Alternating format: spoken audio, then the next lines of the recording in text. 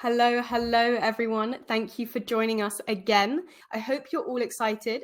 Today is going to be one of the most interesting workshops that we're having in the Buildathon, and it's only day 3. It's crazy what's happening here. So today we have the co-founder and CEO of Story, SWA Lee, with us to talk us through a bit about his journey, maybe inspire us as we get started in the Buildathon. So I'm inviting him up to stage to join me now, and we can say hello to him. We're going to start off with some more structured questions just to get to know him a bit, but then please put your questions in chat. This is your opportunity to really pick his brains about his experience, stuff that he's learned on his journey, how you can take from his experience and learn to become possibly in a position similar to him in the future. So SY, thank you for joining us. We're really glad to have you here. Could you start off by, well, first of all, saying hello to everyone, but also telling us a bit about your background, maybe going into how you ended up where you are today, why you founded Story, and sort of why everyone should be excited about it. Awesome. Just before I start, do you hear me fine? Yes. Does everyone hear you fine? Great? Yeah. Thank you so much. Yes.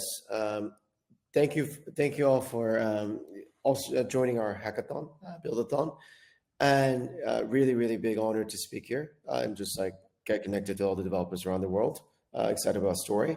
So just to give you my background, I've been working at the intersection of media, entertainment, IP, and tech for, I think, last 12, 13 years. And I'm a serial entrepreneur. So last company that I built was in the Web2 space, in the mobile space. And I think, you know, IP, storytelling, and media are like very emotional thing because, you know, you consume media every day. You watch Netflix, you play games, you listen to music. So for me, I was, instead of like going into entrepreneurship of like going into biotech or some kind of very, you know, SaaS company, for me, what really excited me was kind of being in the business of content.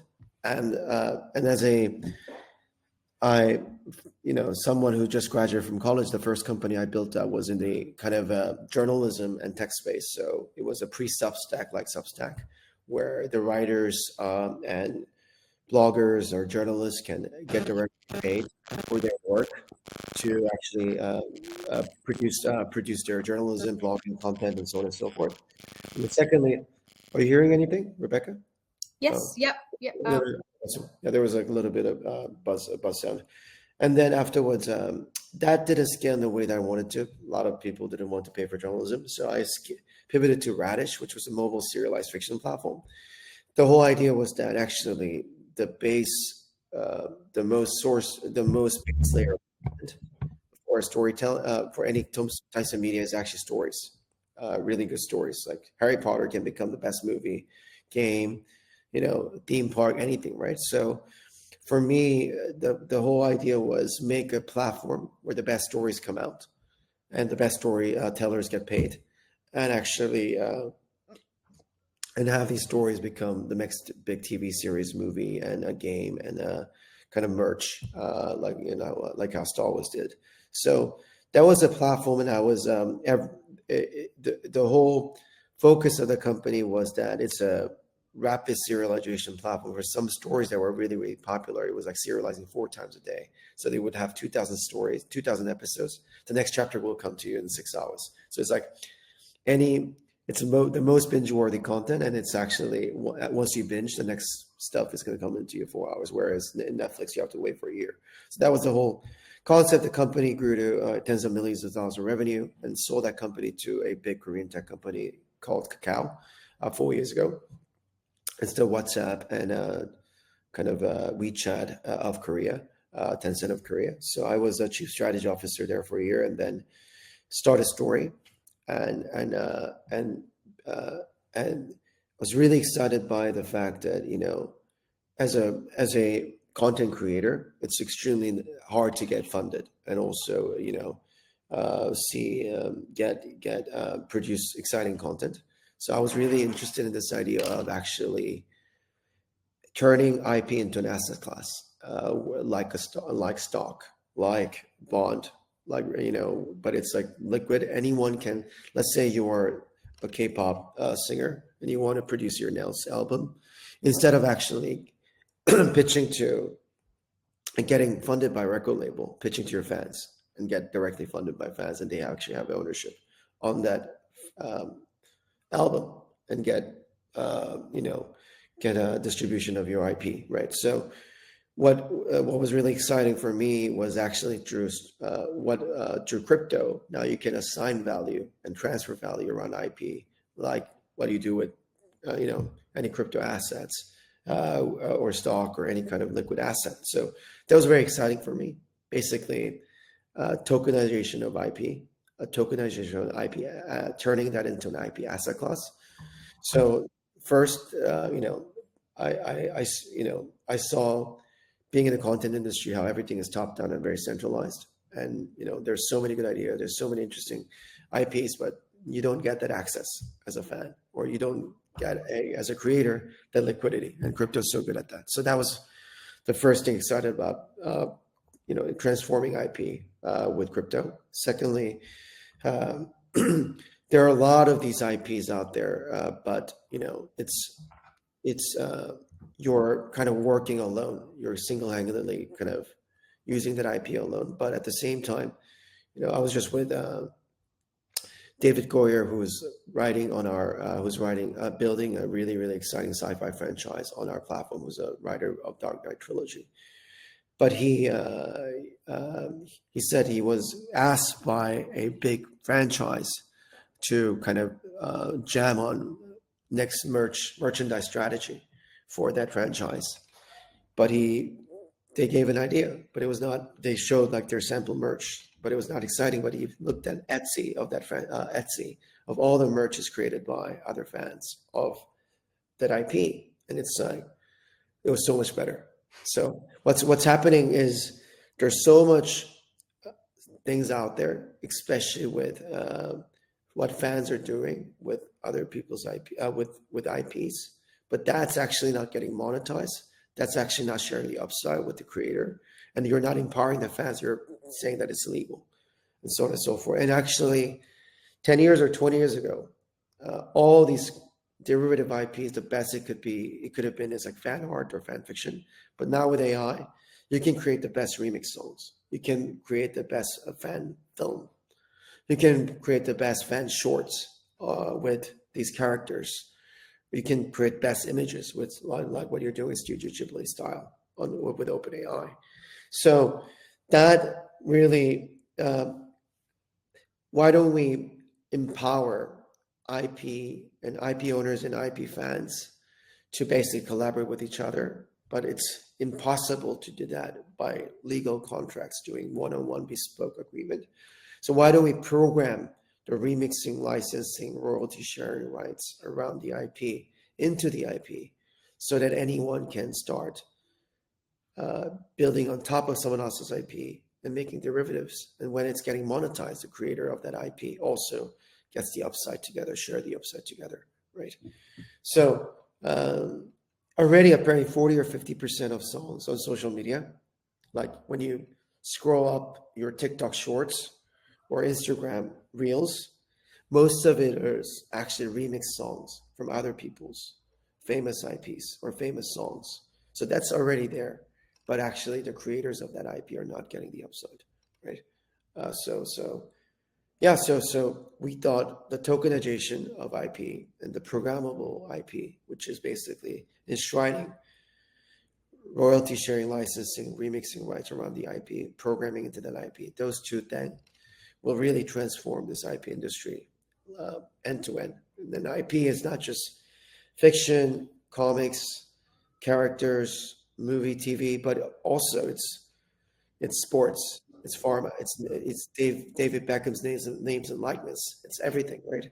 So we thought that could be very, very exciting, and that's how we started this journey. And I was lucky as a serial entrepreneur to get very good backing from A16Z from the get-go. And we've been working towards this goal for the last few years. And, it's not just about us. It really hinges upon how other developers make use of this technology to build something exciting as well. And also we'll be heavily supporting that as a company as well. Yeah. So what was your introduction into Web3? So obviously you see how tokenization is something kind of unique that you can now do with IP, but what was your kind of initial first step in? Was it someone introduced you to it? Did you come across the concept? What kind of drew you in the first place? So I happen to have a few investors in my cap table who was actually investors into Web3 as early as 2014 to 16. So the Radish seed investors, I had a founder of Hashed, which is a big Korean Asian Web3 fund, was one of the seed investors. Charlie Songers, who was ex-head of strategy at Microsoft, he also was a big Bitcoiner, Bitcoin maxi. So I started hearing about the concepts of Web3 and started thinking about how that could apply to my industry, right? That concept of ownership, the concept of decentralization, right? Can we build, what if I can easily transfer ownership of intellectual property using crypto rails to the fans? What if there's an existing real world IP and anyone can invest into this IP with stablecoin? What if I'm creating a new IP, I can crowdfund it with stablecoin across the globe? What if I'm making a new IP and actually incentivize other people to contribute towards it by actually being able to share the upside very easily by programming the rights around the IP, which are smart contracts? I started thinking about those concepts, and obviously I was lucky to know people who were deep in Web3, and also there was a little bit of FOMO because they really really got a friend of mine who was a seed investor into my company invested into 700 companies, angel companies from Stripe to Radish to a bunch of top companies. But he said 60 to 70% of net worth is in crypto, despite the fact that he invested in these 700 different types of companies in Silicon Valley. So it was kind of, also there was like, wow, this is like the next internet, the next big thing. So there was that feeling of missing out, as fear of missing out also, but also really being excited by what if we actually apply this tokenization programmability into the IP, and how can that change, how that can change the industry. Yeah. Really interesting. And when you sort of first sort of dove into, oh, sorry, go on. Yeah, go on. Sorry. Sorry. When you first dove into sort of the Web3 space, was there an early indicator in what you were doing that story and what you were building might succeed? Was there some kind of sentiment that you were seeing that you were like, oh yeah, this is the place to be? Or were you kind of going in with the same mindset as when you started your Web2 companies, and it was a sort of similar journey? Or would you say it was a different experience? So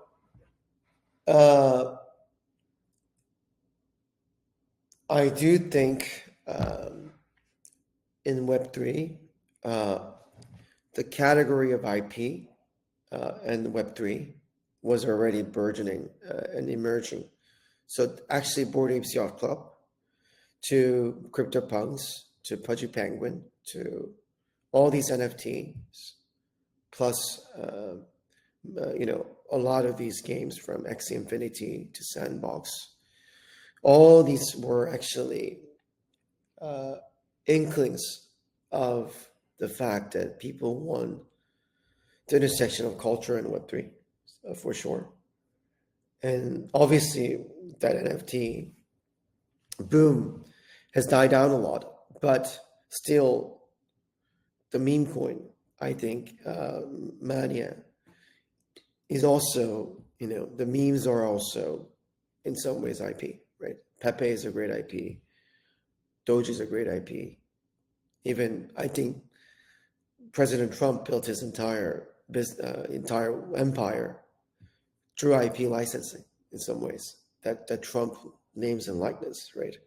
And that's his main point. So I do think there was already a strong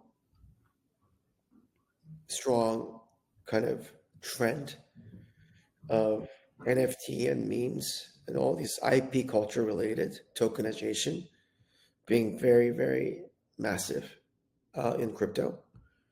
And but at the same time, you know, no one was trying to connect the real world IPs into the crypto world. So one of the big things that we thought was, there's a whole tokenization of T-bills, tokenization of money market funds, tokenization of real estate deeds. But more exciting tokenization could be, why don't we tokenize, BTS songs, Blackpink songs, or Justin Bieber's Peaches, all these really big IPs, and be able to make that investable. And maybe their licensing royalty sharing rights are on top of Story, and the master rights get on Story. And they actually say, you can create a music AI agent meme coins off of my style. And then actually that IP owner makes even further revenue, right? Not just from streaming from Spotify, right? So we think there is a huge unlock, right? That could be done by real world IPs and bringing IPs onto Story. That could be not just music, that could be sports, that could be someone's names and likeness. All these things get brought on. And actually, if you create AI agent or even meme coins on top of this, right, the creator themselves will be motivated to actually distribute it and actually help out in the dissemination of it, right? So we're actually trying that in a little way with Wukong, a big Southeast Asian DJ, with Virtual Protocol, with the music IP, right?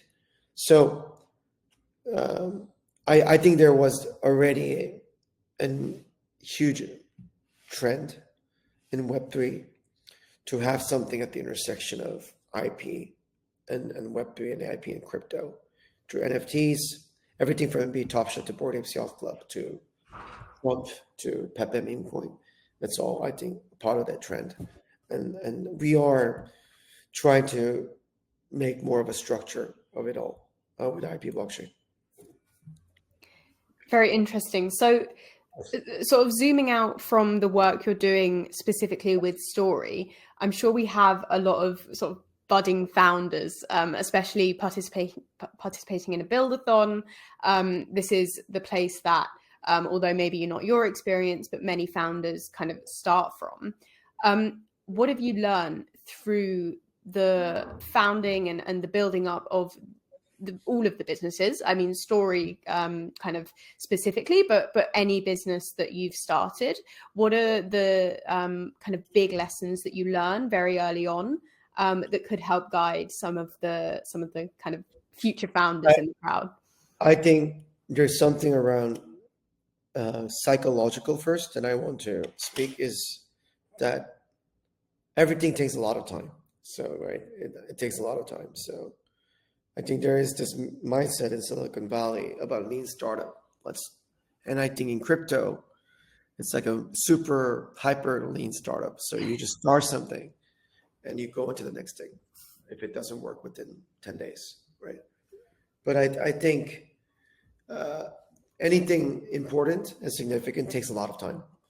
And I think grit and patience and just holding on to what you're building for a long time and is very important. And if you've sunk enough time and efforts into it, to be honest, people have a tendency to want to compensate, and you'll try to do everything to figure out a way to make it happen. So for me, Last company took me like 2 years of failure from journalism, 3 to 3.5 years until I got an inflection point. So like 5 years, like 2,000 days of ups and downs and pivoting to make it work. And you, if I think, and this is true for crypto, if you survive long enough, you thrive, right? So crypto is very Darwinian, and the survivors will win. So just being able to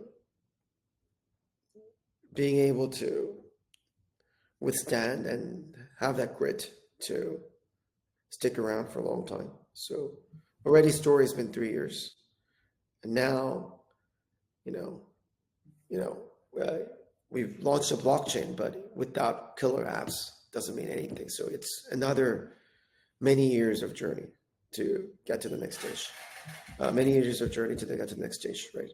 And then, secondly, always for any platform, any stuff, there is, I think Paul Graham and Y Combinator has this great quote called "Do things that don't scale." So, if you are a smart entrepreneur, technical entrepreneur, product-driven entrepreneur, you always think about making structures that's going to organically bring the users or something.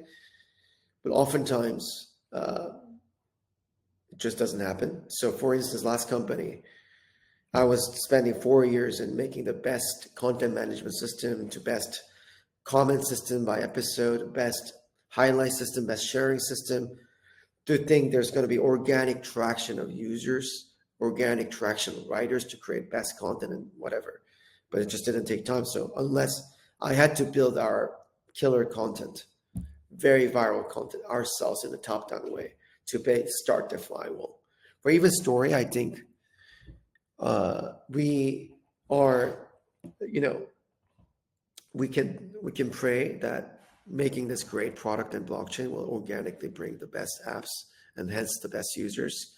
But we think, at the end of the day, we need to have conviction around certain apps and really support these developers very, very strongly to make things work, right? You can't just rely on the product and technical features to bring the best. So in Paul Graham's words, when he says do things that don't scale, just get your hand dirty and actually build that first use case, build that first example app, be scrappy. So I think that applies to any business.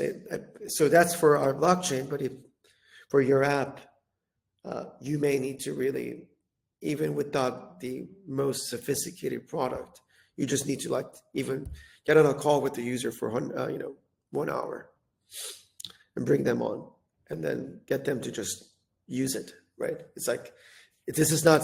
You'll start thinking it's not scalable, but that's how everything starts. That's how everything starts. Right? So that's and you often, this like smart developers or entrepreneurs often have a tendency to think that's a very stupid thing to do because what you're doing is not scalable. But you just have to have something going first, and you learn so much on how to scale things from doing yourself in a scrappy way. Yeah. So Bez in the chat has a really good question, kind of in relation to the first point you made. I'm going to read it kind of word for word, and then I'll sort of summarize it. Did you ever have doubts about whether it would work? As you said, everything takes time. What kept you going through the ups and downs, and what gave you the conviction to push or pivot when needed? And kind of on top of that as well, I to summarize it almost, how did you know almost when to stop, and what keeps you going when you think you should keep going? I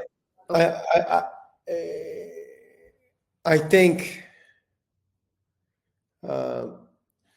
as an entrepreneur, you have to stay very optimistic long term, and you always have another bet. So, okay, when things were not working at first, Maybe I just didn't have the best team, right? And then, I become a better manager, or I bring up better team members.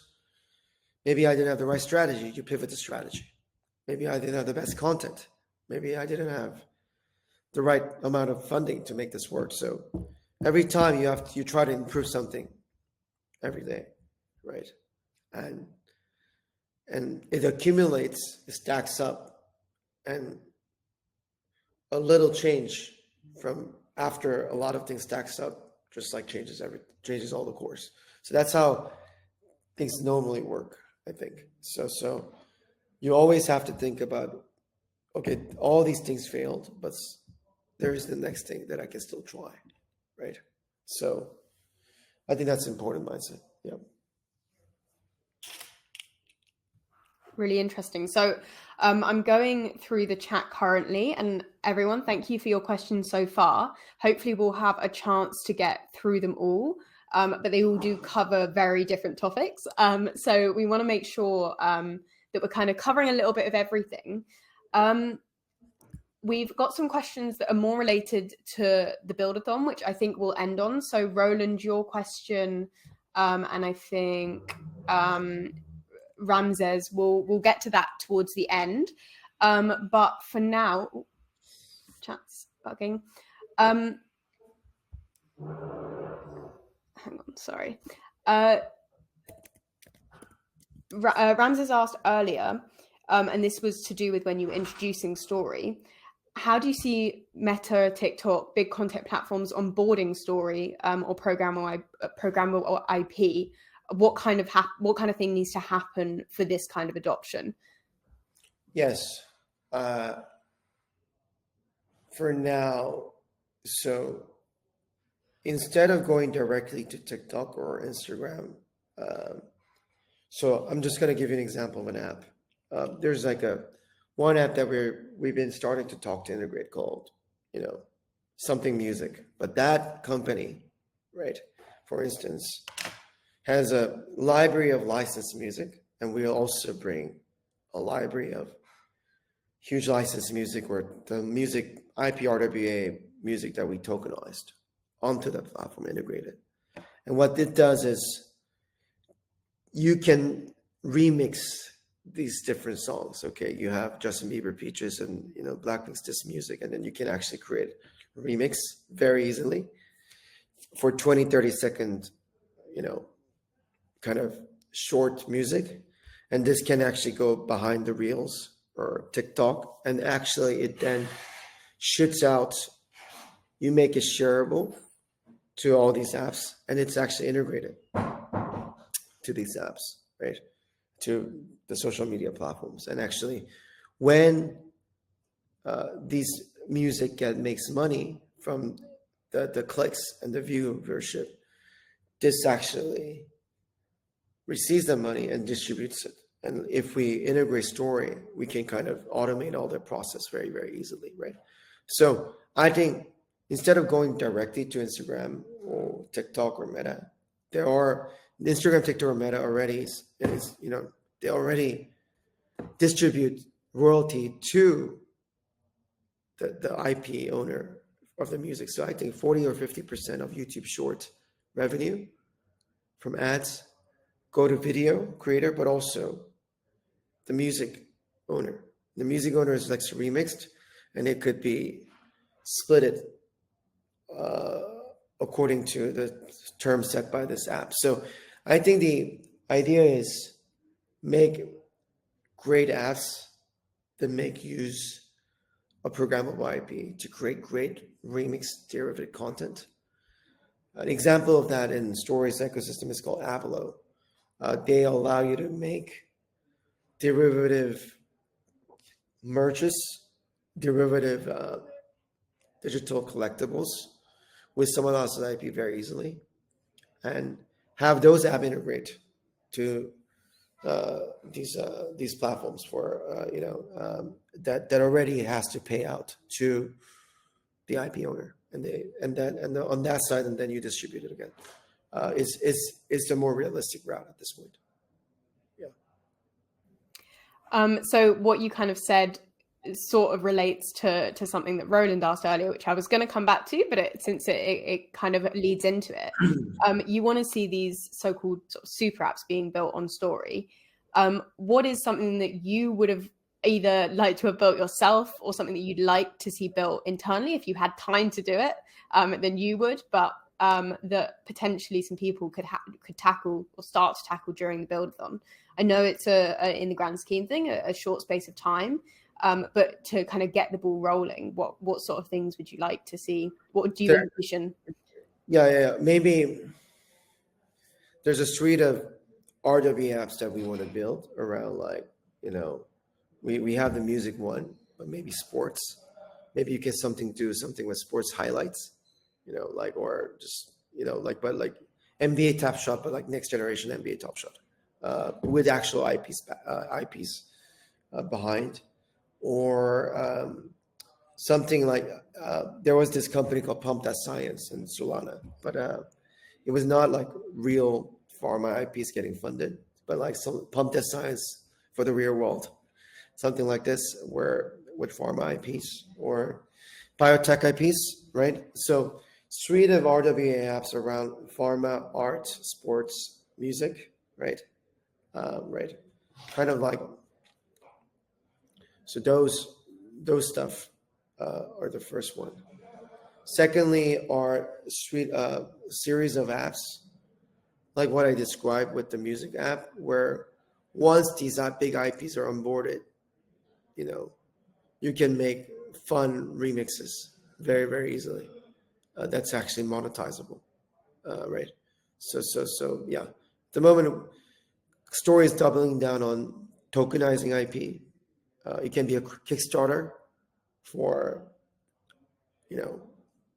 kind of Hollywood IP or music albums. So, pharma, so just a tokenization, trading, investing, fundraising aspect. Once those IPs are in, making use of that IP with programmable IP, or kind of generally what we're focused on. Yeah. Is there anything that you've seen built before that's made you kind of go, well, that wasn't what I was intending, but that's pretty cool? Like something kind of outside the box, or just strange, or just not what was originally assumed you would see being built on Story, but something that has actually turned out to be quite cool? For now, I mean, I think I'll just kind of expand on that. What I wish could be built on, right? Like, but so I'm really excited by, for instance, the recent launch of the music platform by Virtual and Story together, right? It's a virtual team, it's not Story's team who built the app, but they're launching this Wukong DJ's AI agent coin, right? And then what if all the DJs put their styles or IP on chain, and people can start making their new Avicii AI agent, their version of music AI agent, and starts creating meme coins off of it, and people are bidding on it, right? So I think that's extremely fun, for instance. So that there's something around registering IP and then having derivative AI agent on top of it, that's powered by music, the virtual platform they launched on Story just now. And is there something that you can do more with other verticals, right? I think there was a huge backlash and controversy when the Chill Guy meme coin launched, but the Chill Guy, the IP owner, and like there was a tension between meme coin creator and the IP owner. So, but instead of just like that straight one-to-one meme IP owner and meme coin creator, but is there something that you can do with this IP layer, a bunch of AI agent forks you can make from these IPs? Yeah. So let's say that some of the people in the crowd here today are getting inspired. They've got wheels turning in their head about what they're going to start building now, kind of going into the Buildathon. What advice can you give them on ideation, the first week of building, sort of the kind of getting started steps in, obviously, oh, go on. I think for kind of the hackathon buildathon aspect, instead of trying to tackle a very large one, be extremely focused and niche. Like even the AI agent, instead of like trying to be all the AI agent platform, right? It can be just music AI agent, but even like just hip hop, or it can be even like certain segment of creators, So something, the more niche you get, the better it is, I think. Actually, instead of like trying to build something very huge, but more and more specific, the better, I feel like.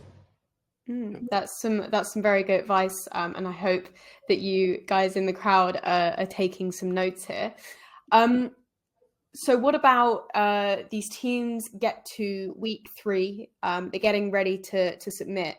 Do you have any advice for how they can best present what they've built in their pitch, or sharing the vision for how they see their projects going in the future? I mean, it's such a, maybe what I'm saying just now is such a textbook answer, but I think a lot of builders and founders have a tendency to, it's great to show directly the product first, but sometimes they're not good at sharing the context of why this is needed. So sometimes maybe build in the context, what the problem is, what you're trying to solve, why this makes sense a little bit before or after the product is there, because something that is obvious to you is not obvious to others really many times. So I think it's very important to be extremely clear about the problem and the context, why you're building this, and just being able to communicate that very clearly after or before you've shown your product. That's some really interesting advice. And do you think that within a group of people who are building together, different personalities will bring different things to the table? For example, a developer might not have that skill of providing that context and delivering and presenting the project in the best light, whereas you might have a non-technical person who's focusing on marketing and that kind of thing. Do you think it's important that teams have that breadth of experience, or do you think a team of very similar people can also excel? I think you should just double down on whatever your strength is. But if you're a really great builder, just focus on builder. But at the same time, at the end of the day, it's like, unless your product is just like so organically, virally powerful, you do need to actually market it as well to other people and users. So you need that non-technical talent as well. Yeah. Interesting. So I'm going to go back to the chat now. We've had some kind of conversation ongoing.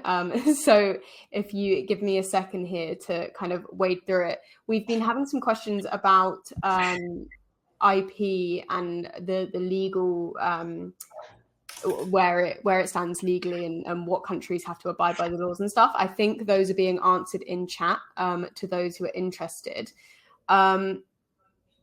But for yourself, there was a question about where I've lost it now. Oh, okay, yeah. So this question here, which is, I guess, to do with how your system works, in how it might change a creator's mindset. So Yutaka has asked, does the derivative creator's motivation change when the original content creator wants revenue sharing? Would it demotivate the derivative creator, or do you expect there to be no change and that the creation of these derivatives will still kind of continue, even if they're sharing revenue. And then what is the exact question on if the derivative content creators are making derivatives, right? Yeah. So the question is, the derivative content creator is already making derivatives currently. If the changes that they suddenly start revenue sharing because they're licensing IP, would that change the motivation of the creator because they're now no longer getting all of the revenue from what they've created? I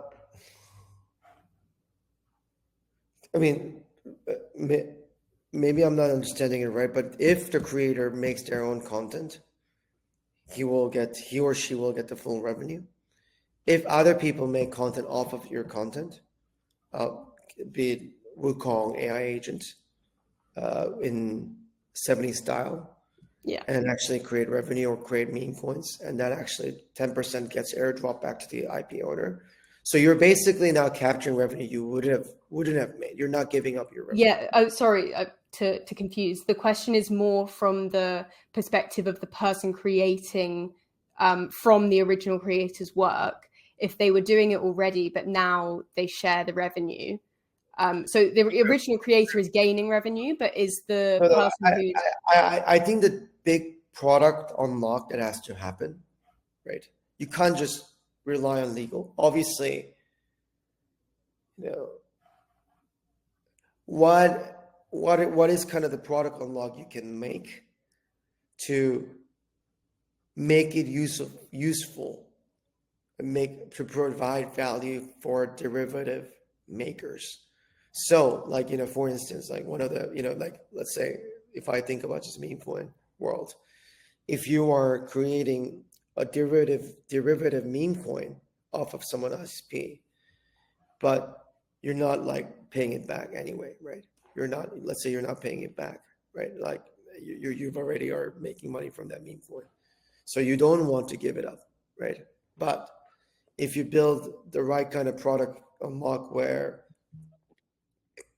when you actually give it back to the owner for the owner to actually, when they want to claim it from the meme coin platform, they actually have to, share it or whatever. So I think there are mechanisms that you can bake into your product that could also help the derivative maker, right? And also, obviously, let's not just forget it's the legal thing to do to actually give it back to the owner, right? And that's the right thing. That's a compliant legal thing to do. And for big IPs that are worth licensing, if you do it without their consent, you'll obviously end up getting sued, or the small contracts. The story will have its own enforcing mechanism.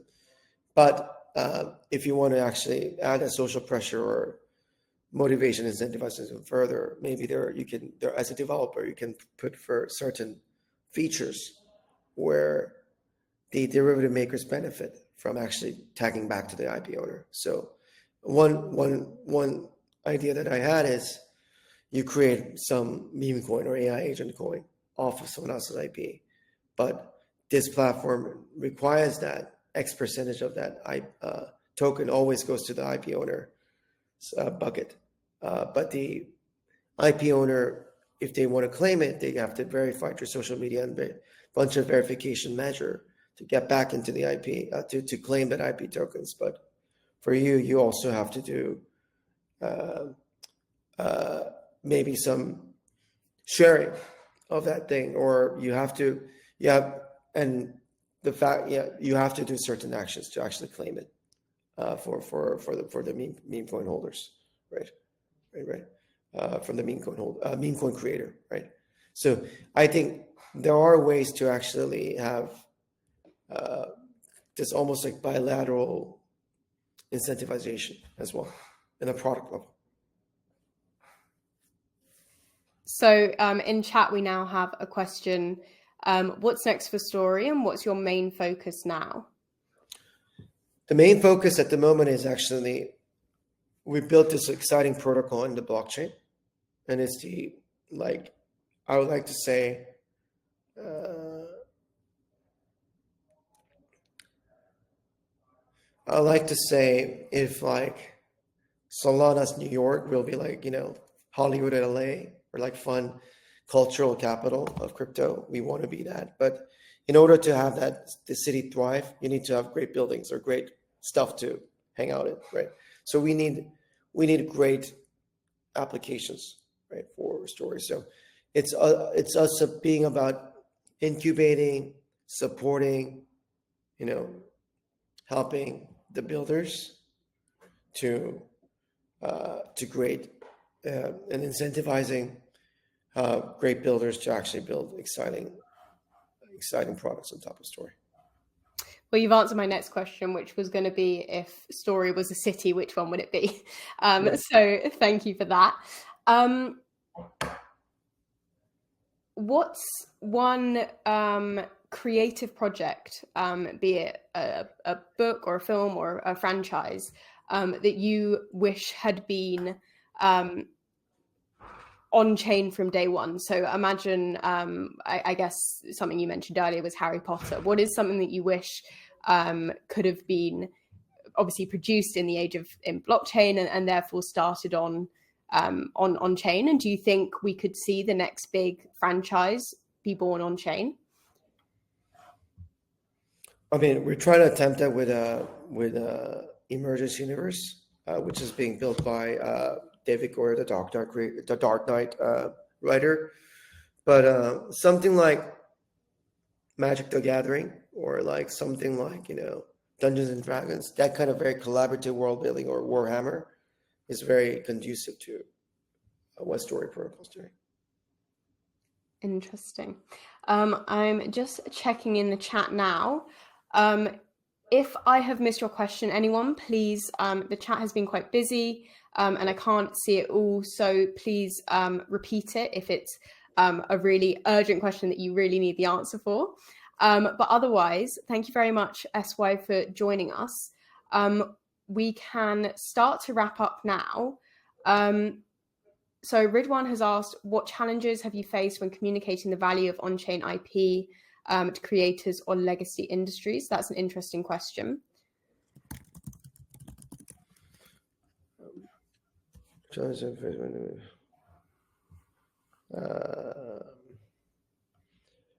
I think the biggest challenge is there has been so many big scandals in crypto industry to the public. So I think there is still a lot of kind of hesitance from the legacy IP owners. But if it's being approached more as a tokenization angle, or making use of your IP with AI, but making sure it's getting attributed back and the royalties are getting shared back and so on and so forth.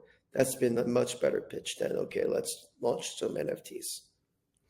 And did you sort of pick up on that, the way that you were presenting, the way you were pitching? Did you pick up on that through trial and error? What was the kind of decision with how you finally decided to present to legacy industries?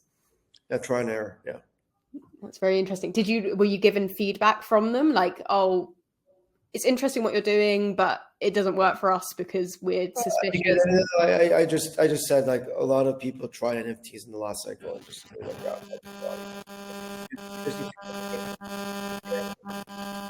your audio went a little bit funny there, but it might fix itself, so we'll carry on. A question from earlier that we sort of briefly covered, but I guess we'll bring it back as we start to wrap up, given that this is a Buildathon, of course, and everyone is going to start building imminently. The question is really asking, on a high level, what would you like to see built in the Buildathon? What would excite you?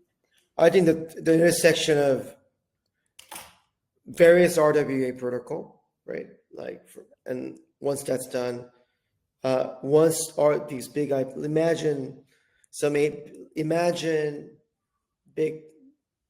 big IP catalogs from big, huge IP owners in music, or like big sports IP, imagine these are here. What would you build with these, right? Like, what would you build with this to do stuff on chain with story protocol? So that's programmable IP bit.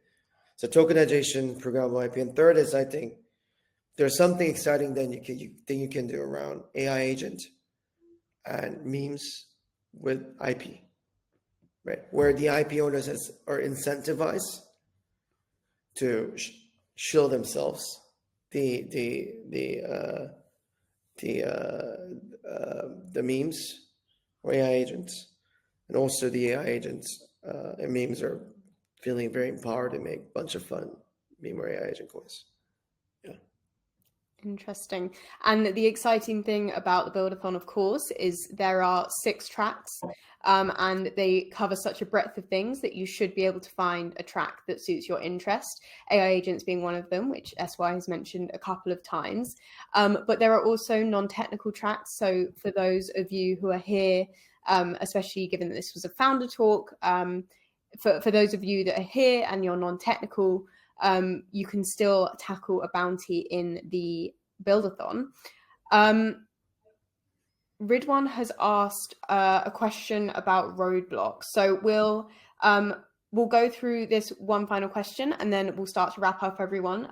Thank you for all of your questions. We really appreciate your interest in learning from SY and coming to the session today. So this one last question is, and I guess this works well for a Buildathon as well. What is your advice? Who do you turn to for advice when you hit roadblocks? Do you turn to a mentor? Do you have a podcast that you listen to? Do you dive into books? What's your method for getting around a roadblock?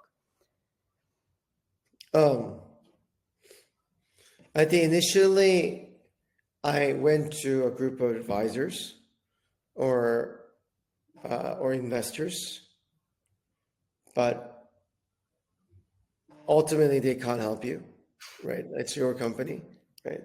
Every single company situation is very unique. But I think what it can do is it gives you a sense of, I don't know, camaraderie, right? With like, so the best people to turn to, if you can, is someone in your industry or in your vertical 1 or 2 years ahead of you, because they've been through your failure or your hardships very recently. So those are very helpful. Or secondly, just listening to other founders' podcasts or like stories or it does help, because you can see every startup is a shit show, or everything is a shit show. So it takes a long, it takes time, right? So, and ultimately, once you've been through all these things, I think you just realize everything is all pretty chaotic in startups, and you'll have to figure out yourself. And it's just it's part of the game. Yeah. I think that's also a great way to end with some final advice, that everything is pretty chaotic, but hopefully it will all work out in the end. Ridwan says thank you for that. Just checking now. So everyone is saying thank you in chat. So SY, thank you so much for joining us. We're really, really grateful for you giving us your time and talking a bit about your experience, giving us some advice. I'm sure there are some inspired builders in the crowd, and possibly some future founders.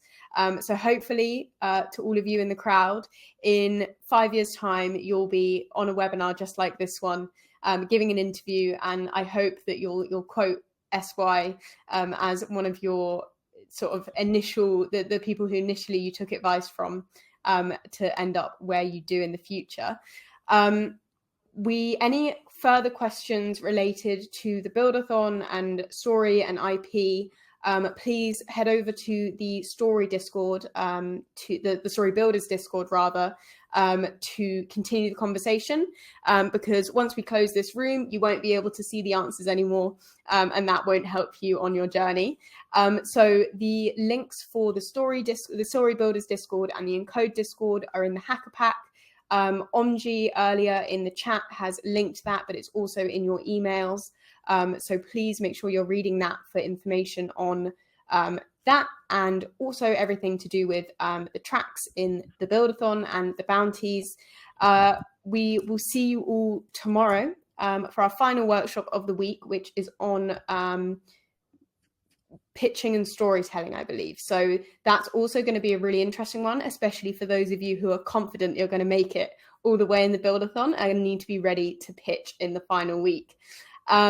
So thank you everyone very much for joining us. SY, do you have any final words for the builders?